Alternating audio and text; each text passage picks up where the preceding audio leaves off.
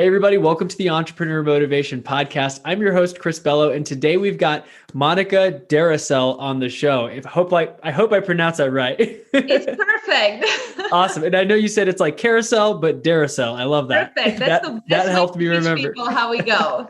We're going That's to take you for perfect. a spin. And welcome. It's so great to have you here. We actually met in a clubhouse call, I guess, on real estate. So you are in the real estate industry like I am. And so we're going to talk a little bit about your story of persevering, of your first year in business and all kinds of things. But if you want to go ahead and introduce yourself real quick for the audience, just so we can get a good feel for who is Monika.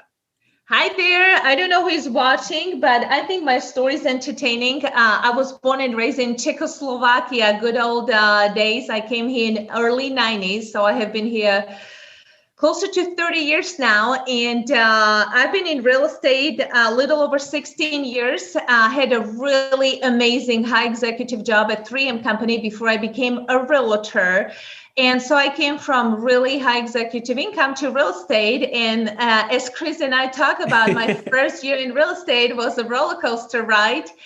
Went from six-figure income to $1,200 my first year in real estate. And I think everybody that I knew asked me to quit because it was not going to work. So I think we're just going to talk about fun in real estate and how you get started and go from $1,200 a year annual income to being number one RE/MAX agent in the state of Ohio and top 100 agents in the country. So I think that's pretty cool story. Yeah, definitely. Like we talked about before we hit record, it's not like an overnight success. And with anybody's business, I mean, it doesn't matter what business they start. It's not going to usually become successful in 5 months or 6 months. It's going to take a couple of years to master the craft. And so how you went from $1,200 that first year to, you said 100 something transactions a year is what you're doing currently? Yeah, so my first year I sold one house, second year was 5. And then I told everybody this is gonna work. And we went from 5 to 35 houses third year. And then I knew we going. So yeah. I've been closing about 90 to 119 houses, 120 a year, just depends on year.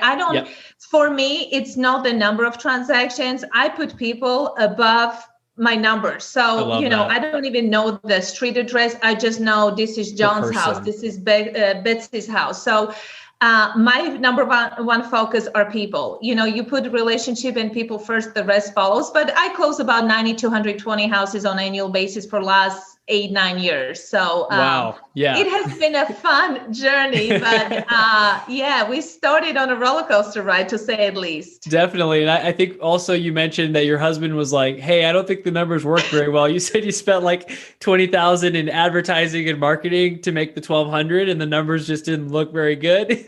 Yeah. When you file for taxes and it looks all red because you made $1,200 and you spent over $20,000. But I think every entrepreneur, whether you're in real estate or any other business, you got to spend money to make money. And yes. I think people are afraid to put, whether it's $100 on mailing, $100 into Facebook ads, you got to spend money before you see money because it's just how the business grows. And people are, usually very skeptical. They're going to go, oh, I'm going to start paying marketing, advertising, once I have my first closing. Well, that's a little too late. Like, I was making $1,200, spending $20,000 my first year in real estate, but I knew if you do it the right way, you spend money promoting, advertising yourself, it eventually clicks. It's like, planting farm, you have to plant seed before you see any fruit of your labor. But I mean, we in real estate or any businesses you people run for a long haul. And it's hard for, I think, anybody to digest. You're going to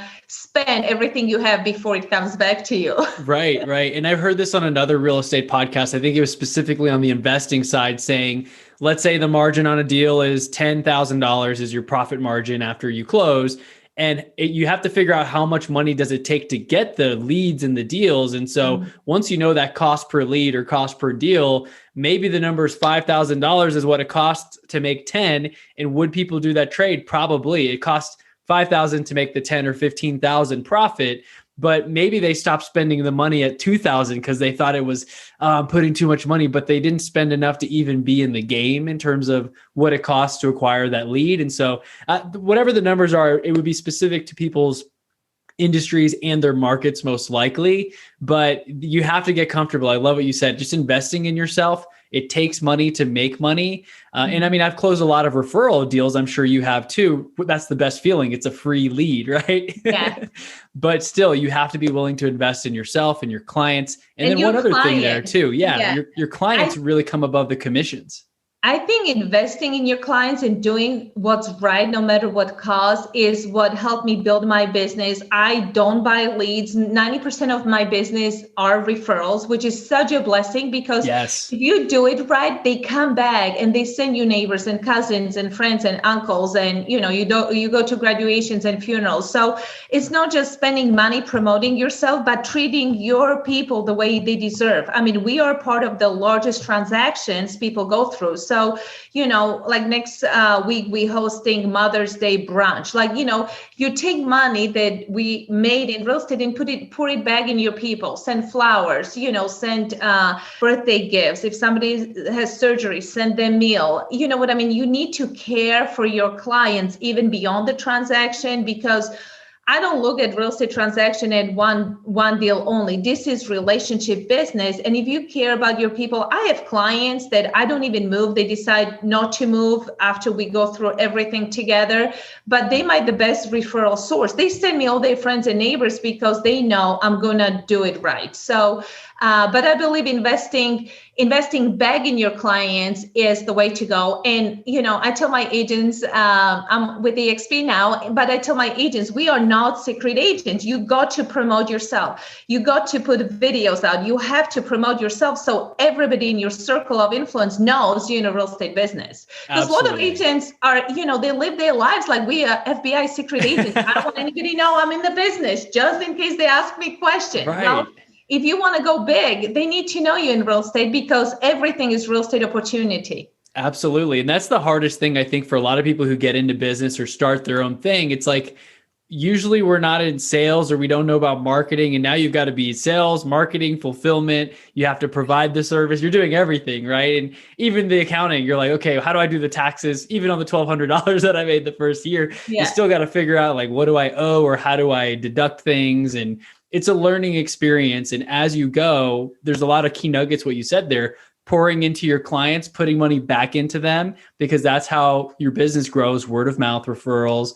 And ultimately, that's what has led you to the success that you now have, is staying consistent and pouring into your people instead of treating them as a transaction. Because that can only go so far. If you just are closing the deal and you're on to the next person, then they're probably not going to have that good feeling. They just feel like they're a paycheck to you, right? Yeah. And I think in this business, in my previous life, I was a professional athlete. I ran track and field. I went to boarding school since I was 10, and I had the dream to go to Olympics, which didn't happen, but I would do it over and over again. But as you train, my journey, I went to boarding school where you pick top 20 kids in the country and you go with a vision, you're going to make it to Olympics. But when you train with a higher purpose, bigger vision, you need help of people around you. So you have nutritionists, you have sport medicine doctor, you have psychologists, you have coaches, you're surrounded with the team that you trust will take you to the next level. And I think in real estate business, we are so lonely. Like, you get up and you do your thing. So I tell my agents, surround yourself with people who have your best interests, who can help you go to the next level.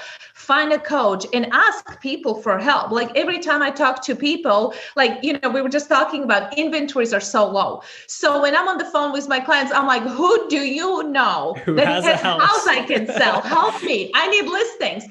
So I think our ego gets in the way. Why are we afraid to ask our clients, our friends, our cousins for help? Like, I need help. I need listings. Who do you know who can help Monika get listings? Because we need something to sell. And if you truly, genuinely ask people for help, it's amazing how many people will come out of their, box and say, oh yeah, my coworker is moving. Oh, my teacher is moving. My coach is going to move. But people are afraid to ask. I mean, every call you make, it's opportunity to ask for new business, because we are only as good as people that we know. Like, people in my life bless me with all the business I have, but I always ask, who do you know that I can help and provide my professional services and assist them with the largest transaction of their life?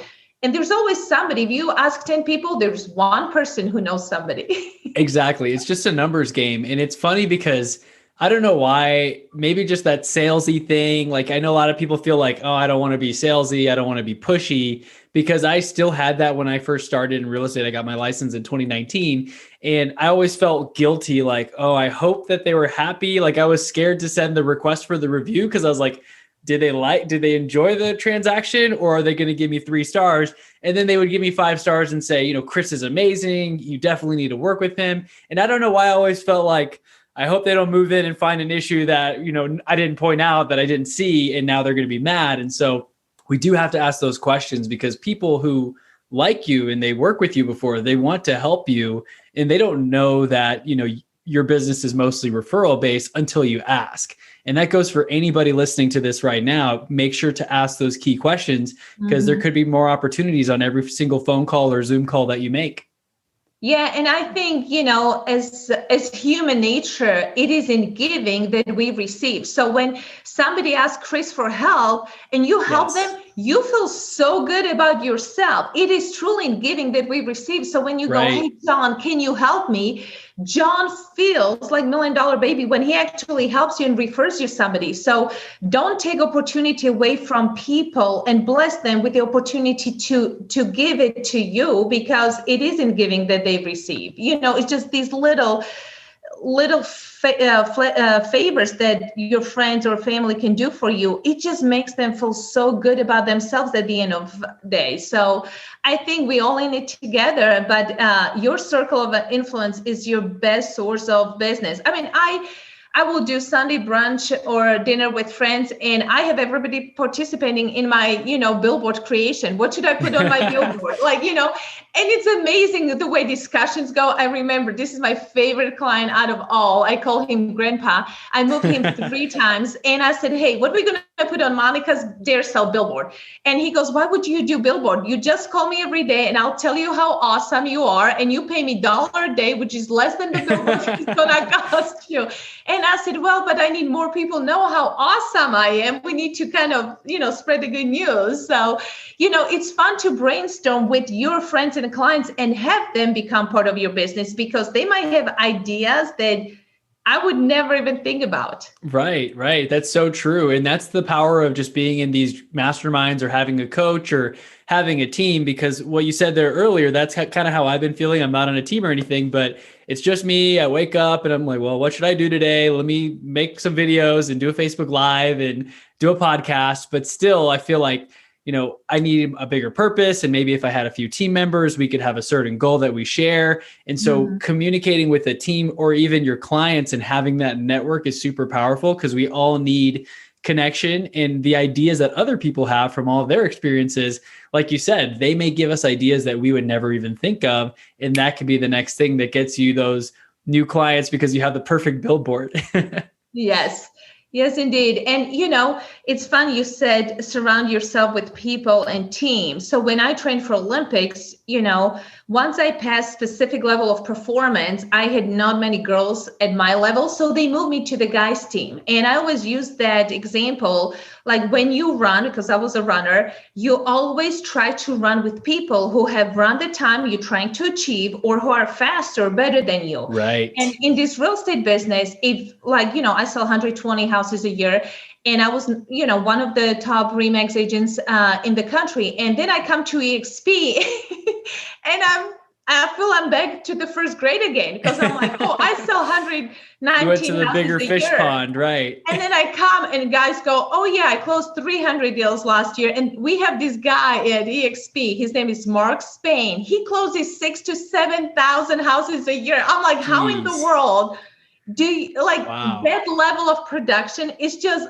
out there? Yeah, that's like in a totally different ballpark. I mean, that's like the first graders trying to go to the Olympics, right? I know, but that helps you grow. Me up, because I'm like, I thought it was big time until you surround yourself with people who have done 10 times more, and you're like, wait a minute, show me the way. Exactly. And back to, let's ask these people, how in the world do you close 6,000 houses a year? I mean, think about it. That's 2 houses a day. Wow.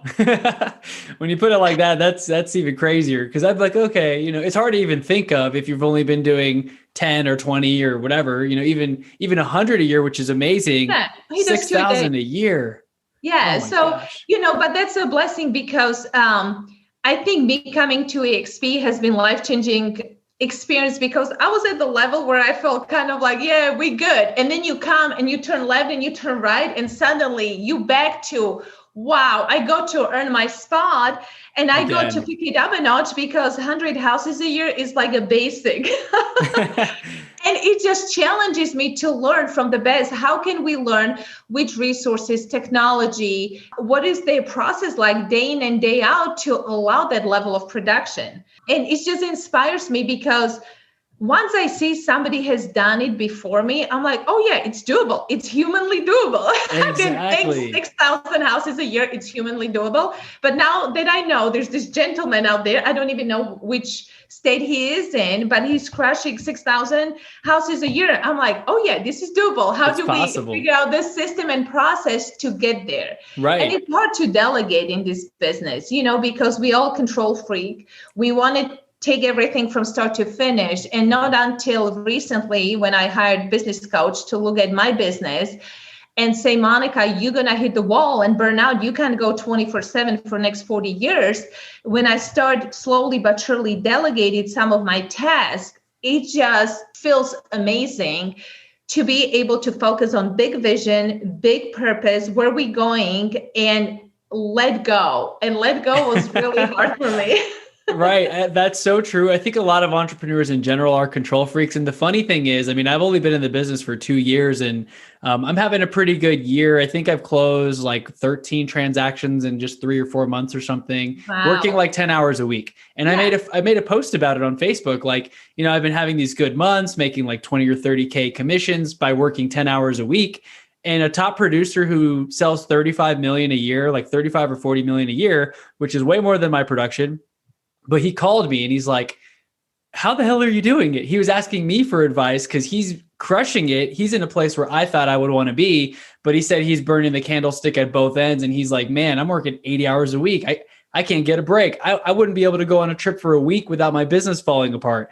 And so we talked for 30 minutes. He actually just sent me like a thank you card and some brownies, typical realtor thing to do, like, okay, great job. But I was so humbled by that because he said I was like the Roger Bannister, the 4-minute mile for doing this business in a way that doesn't drain your batteries.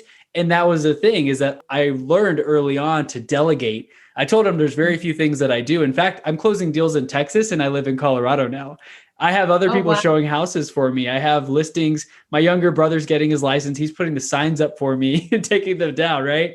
So what you said there, the delegation, that is what frees you, because it's such a good feeling when you see that something got done and you didn't have to do it. I love that. I'm like, ooh, what else can I have other people do, right? And it's hard and it's scaling because physically you cannot be in Texas and Colorado at the same time. So if you're going to scale your business and go bigger, that's how you're able to do it. But it's very hard lesson for a lot of realtors or entrepreneurs learn early on. How can I go to the next level of my business and not, do it all? I mean, I did it all for years. And then I'm like, wait a minute. Oh, we can have assistant. Oh, we can have, so you transaction coordinator. Learn how to go about it. But it's hard because you feel like clients is paying you and you you have to do it all. Taking care of everything from start to finish. And what amazes me in this real estate business, people assume, we do it everything, clean windows, pick up the stuff after they move that they decided to leave. It's just, it's different. Right. And what you said there too earlier about knowing something's possible, the guy who's doing 6,000 transactions, you don't even know which state he lives in or where he does the deals. But hopefully, when conferences and things start back up, you'd have that opportunity to probably see him speak on stage or even talk to him for a few minutes and learn a few key nuggets that maybe you don't even have. Going back to the thing of like, you might not even have this idea, but he could give that idea to you of this is what you need to do. And you could start doing 500 deals next year. Things can just change so quickly if you put a few key pieces in place, because when we're so stuck in the business, we don't see all the big picture things. Like, I'm worried about how to get 5 more deals a year. I'm not thinking about how do I do 500. And so when you meet those people, you're like, huh, let me think bigger because maybe I'm thinking a little too small, right? Yeah. And, it's funny. I think we get stuck in our, I had a recruiting call with an agent today, and she's like, can you compare my numbers with my current brokerage versus EXP making $100,000 a year? And I'm like, why are you looking at the numbers behind you? That was last 2 years Look at production. now. Look at the future. Let's run your numbers, assuming you make 300,000. And she's like, oh, that's little, out there. And I'm like, optimistic. Yeah. Well, the reason you still at 100,000 for last 2 years because you think that's your limit. But if you when you run mile and you go, okay, I'm going to break 430, I'm going to break 420, and when you go from 430 to 420 to 410, you think it's like, oh, it's so out there. But it all starts here. Like, I coach kids track and cross country, and I will tell kids, this is what we're going to run. And parents go, oh, that's a little bold. How did you know? And then we run and we accomplish the times they said at the beginning of season, and parents go, how did you know? And I'm like, it's here. Every workout we do, you have to understand why we're doing what we're doing. So when you're throwing up in the middle of practice and you're running miles repeats, you have to remind yourself why we're doing what we're doing. You have to say, I'm going to break 410 mile, or I'm going to sell 100 houses a year, because there are days when you want to throw up. It's right. There are days when you're like I just can't do it. And when you hit that rock bottom, this is when your why we're doing what we're doing, and what you want, because what you want and what John wants and what Monika wants are 3 different things. A lot of my agents I coach, I tell them, let's take you all the way to 100 transactions a year. And some of them go, I don't want it. And I'm like, why wouldn't you want it? Like, I can take you there. Like, I've done this before. Let's go. Right. And they go, but I don't want to have, I just want 30 to 50. And that's where I want to be. And that's fair. But understanding what is it that you want, and what's your why, because you will have days that you feel like you want to throw up from the second you got up till you go to bed. That why carries you through these days. And, it's just so crucial to have that why in your head, because, you have in this business, I think real estate and any entrepreneurship business is based on rejections. I mean, all day long, people tell you no, they hang up on you, they call you name, your mother wouldn't repeat. It's like, what makes you think you're going to call me this name just because I'm a real estate agent? Right. And all you're trying to do is get to that one yes. I think I interviewed someone and he had a poster on the back and it said, no, it kept saying no, no, no, no, but it was all dark. So you couldn't really read the no's. And then the only thing you could read, it was like in gold, and it said it only takes one yes for success or something like that. And that's exactly right. You have to go through the 99 slam doors or people calling you names that your mom wouldn't repeat to get that one yes. And that's all that matters, is that you're helping someone else. And that's another transaction. And then it's just a numbers game in terms of getting really used to rejection and getting comfortable with it. If someone hangs up on you or calls you names, okay, it doesn't even affect you anymore after you've done it for some time, because you can just pick up the phone and call the next person. Well, and the blessing is when you truly know that you're the best, what can happen to them when you believe in your product or services you're selling. Like, it's not that hard to tell people, look, I know what we're going to do for you. Nobody can touch. And you would be fooled to go with a discount broker for sell by owner, and people do. But at the end of the day, your product or services is best. It's easy to sell. It's just like when you find the best ice cream shop in the town, you want to tell your friends, like, have you tried, because it's the best. Like, if you're addicted to ice cream like I am, I mean, I can rank ice cream shops all over Cincinnati and give you a list because that's something important to me. But when I find that special flavor, special ice cream, I tell everybody, because I'm like, this is so good. Like, you guys need to try it. And same in other businesses, whether you sell, whatever business owners we have on the call, or real estate, when you truly believe you know what you're doing, you will put your clients above and beyond anything else in this transaction. I mean, why are we afraid to sell ourselves to clients knowing that what we offer them is truly the best? Exactly. And so that's what, for anyone listening, if you're having a hard time selling something and you don't really believe in it, or you don't even use the product or think it works or is good, that's why there's that tension. You can't make that sale because you really don't believe that's the best thing for your client.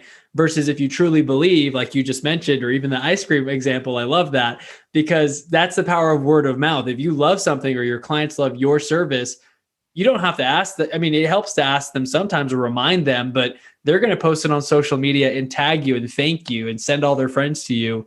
Like if you have the ice cream shop that everybody loves, that's why they've got thousands of 5-star reviews on Google. They usually don't ask for it. People go out of their way to say, this place is the best. I'm going to come here again. Well, and if you do it right, it's repeat business, repeat clients, repeat referrals. That's the best. And the cost of marketing goes down because it's so expensive to get one new client versus if you truly pour the time, energy, and money in your current clients. I mean, it's the cheapest way to run business. Exactly. And I heard this somewhere where if you want to make more money, the easiest way to do that is to sell a previous customer something else like that, complimentary, because you've already sold them one time. And if they love the product, if it's a good product or service, they're going to be happy, most of them, to do that again or, have a repeat experience with you whenever it comes to buy, sell, whatever it is that they have. Real estate in our example, versus going to get a new customer. There's so much more time, effort, energy, marketing dollars than just working with someone who already knows, likes, and trusts you. Well, and loyalty. I mean, what's that in today's world, right? Some people still have a little bit of loyalty, but you're right. It's hard to come by these days. I mean, the buyers in the market are like rabbits jumping from one realtor to another, versus your referrals. They love you and adore you, and they will stay with you from day one till the end. Yes. And especially in today's seller's market, it's entertaining watching consumers because, you put offer on the house and you have FHA buyer. Guess what? He's not going to win 16 offers on the table, multiple offer situation. Cash offers the type too. Of financing, cash is going to get it. Well, he thinks it's your fault. So then he's going to pick up John Smith because John Smith is going to get his done. There's no loyalty. Right. And John Smith has same experience. He doesn't get the deal done because it's not John Smith's fault. And now they go somewhere else. And then he goes. So when you have a business based on repeat clients and loyalty, just a little bit of that loyalty flavor in it. I mean, it's a different ballgame. They know you're trying your best. They know you're putting their interests first. You're explaining why we're not getting these houses in multiple offer situation, and you have to think outside of the box. I mean, all my FHA, VA buyers, everybody, we are unable to secure deal because of multiple offer situation. We're thinking outside of the box. What house can I get you without fighting? And guess what? There's new construction. There's, you can knock on the doors. You can send mailers out. I mean, there's ways you can be creative and think outside of box. I've been in business over 16 years, and I tell people this is my favorite market because it's so crazy. Like it forces people to make decision. Like in the past, I would show somebody 85 houses and Mr. Buyer, which one you want? I mean, we couldn't make a decision. Consumers with so many choices, they were lost. I mean, I feel sorry for them. They were like, Monica, which house do we like? And I'm like, I don't know which house you like. But having simplicity in consumer choices is huge. So true. So in today's market, you show them one or two houses and you go, which one you like? Or we only have one. I mean, Mr. Buyer, I have one house. Do you like it? It's yes or no question. And I love it. Right. No, I just wrote that down. That's so funny. Like you love this market because I see so many people complaining in the real estate Facebook groups. And I love how you said it's forcing decisions because that's so true. I had that experience not even maybe like 6 months ago where we'd look at 10 houses or 12 houses with a client and they're not really sure. It doesn't really. And now literally it's like, if you don't want it, like you have to look at it the first day and make an offer. Otherwise it's gone. You snooze, you lose, you out. 15 years ago, people go, oh, give me 2 weeks. We're going to talk about it, sleep on it. I'm like, for love of God, make decision, yes or no. And so this is my favorite market because it forces people to think on their feet. Yes. I mean, there's not an ideal real estate. There's no ideal product. Everything has a little bit of defect in it. You will have, I don't know, drywall weighted smaller. You're getting 2-car garage versus 3-car garage. But it forces consumer to say, is this good enough? Can I live with it? And can I do as I go and improve, add value to the property that's not perfect. And I think it's taking, HDTV dream comes true in reality out of equation, because there's not such a thing in Right. the real world. But I just love this market. It forces people to make decisions, which was never before. And if you know how to negotiate multiple offer situation, if you know how to outthink, 7,000 agents you compete against, it's just amazing market. This is my favorite market. I mean, I hate to say, I wish it stays a little longer, but I absolutely love it. I mean, I teach my kids, you've got to make decision or somebody else is going to make it for you. Exactly. And in today's market, if you, Mr. Buyer, don't make decision, guess what? Another buyer is going to take it and it's over. Like you lose. And for me, this is my favorite market. I just wish I had more listings, because it's so fun to get these multiple offers and just figure out how much more can we get. We just closed on house yesterday, listed at 540. We sold it for 585. And the seller keeps going, this is unreal. I said, you sit back and enjoy the ride. We're going to get this done. Yeah, we're going to get you way more money. I mean, you look like a hero too. I had a similar situation. I put the house up for sale, and in 3 days, we got 81 offers. I had, 50 offers were probably like way above asking price. And same thing. It just closed and funded yesterday. It was supposed to close 3 days ago, but the weekend happened. The buyers closed yesterday. But I think we ended up closing $51K over asking price cash.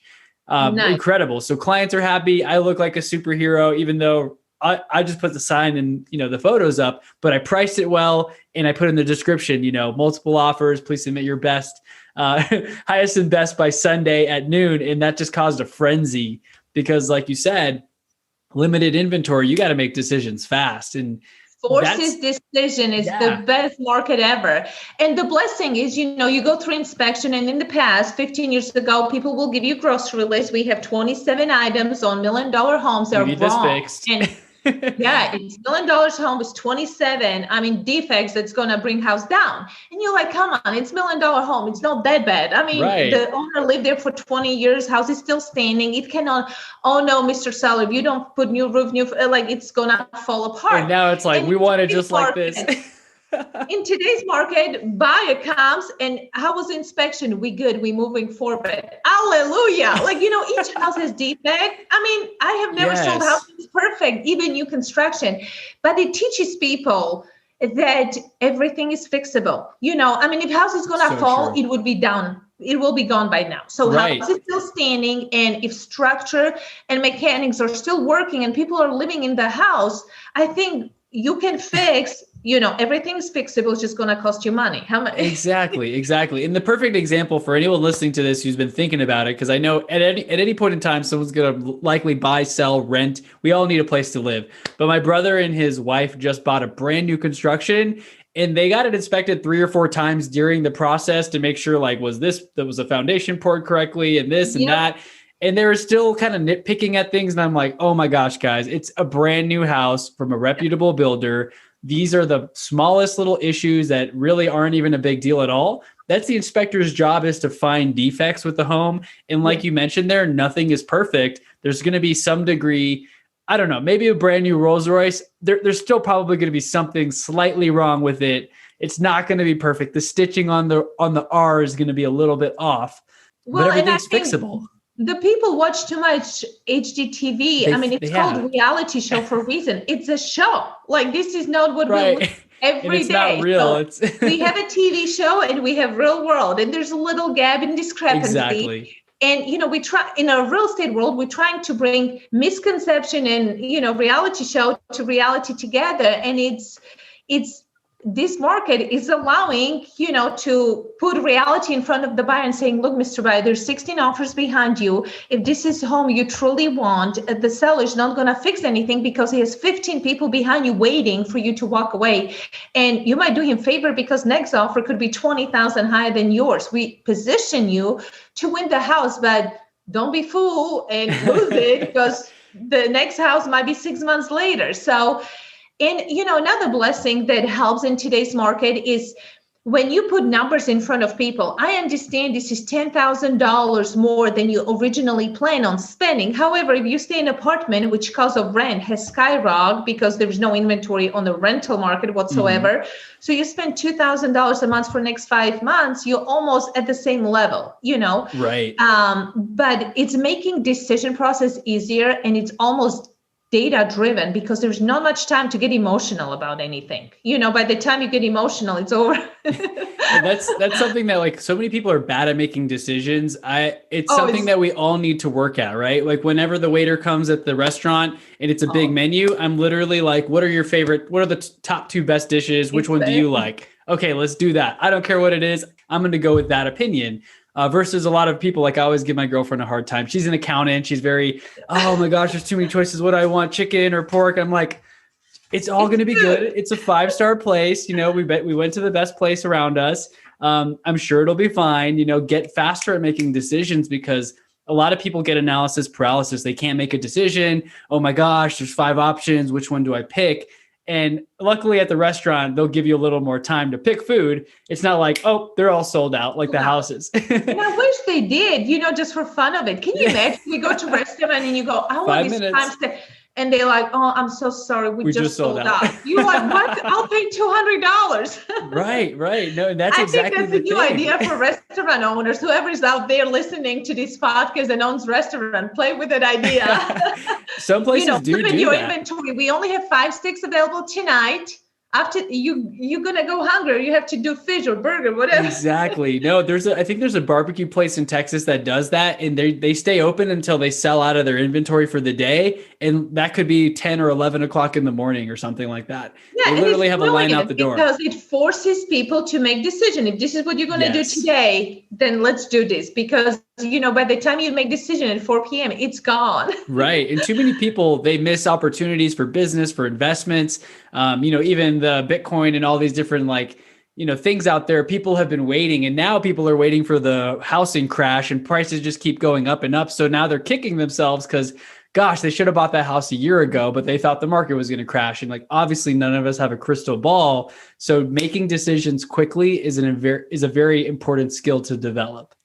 Well, and it's funny because so many times as a realtor or business owner, people will ask you, what do you think it's gonna, happen to real estate market next year? And my standard answer is, if Monika Deroussel could predict future, I would be loaded. Like I'll be on TV every morning, predict future, making for nobody knows what tomorrow brings. So as we go on listing appointments, people go, should I wait until June to list? And I'm like, I only know what I know today. Yes. Just think about you being in real estate market in New York. You have a house in New York. It's August 2011. And you go, let's wait until November to list. Well, we had 9/11 and the real estate market was never the same for about 2 years. And so that's kind of a teachable moment for all of us. Like we know what we know today, but who thought that 9/11 in New York is going to change everything for next 14 to 18 months? And it did. So it's a teachable moment. We can only operate on the knowledge and data we have today. And I love tomorrow, that's so true. Nobody knows.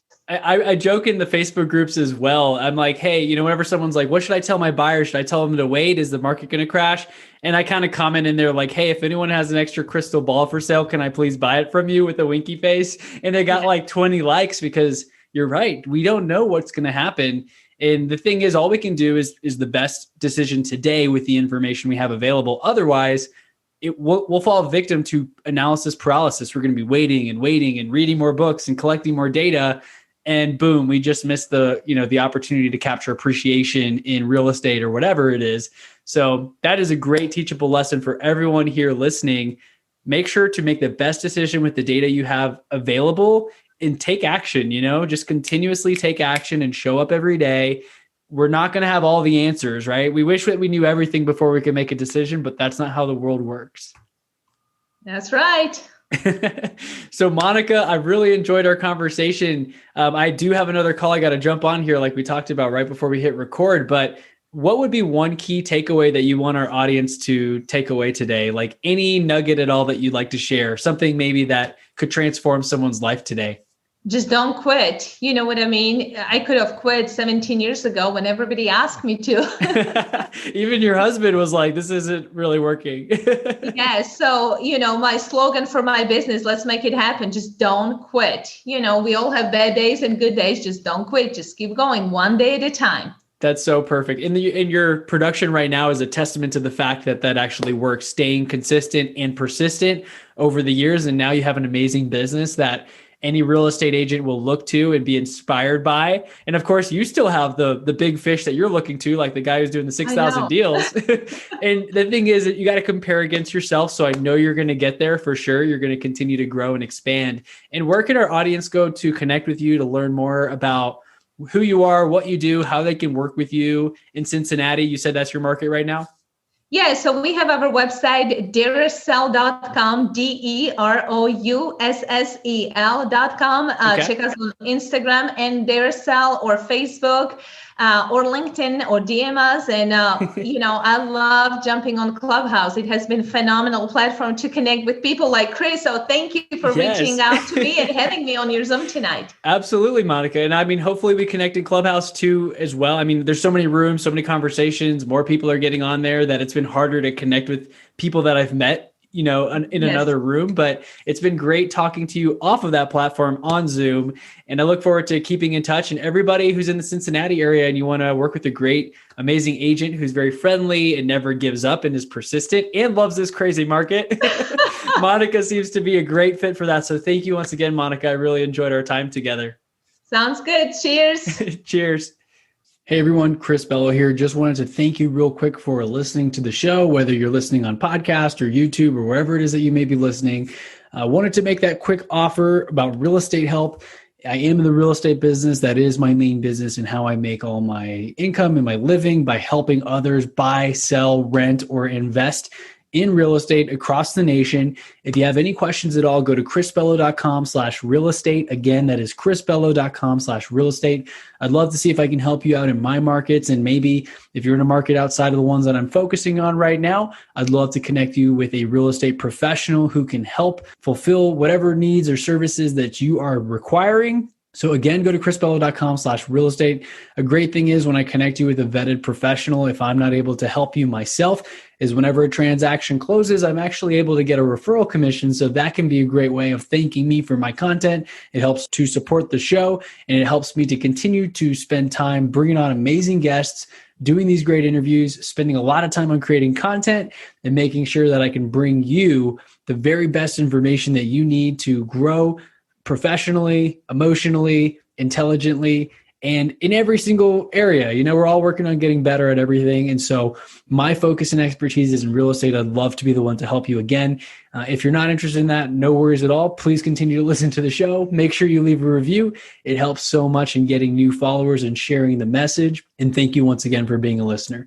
I'll catch you on the next episode.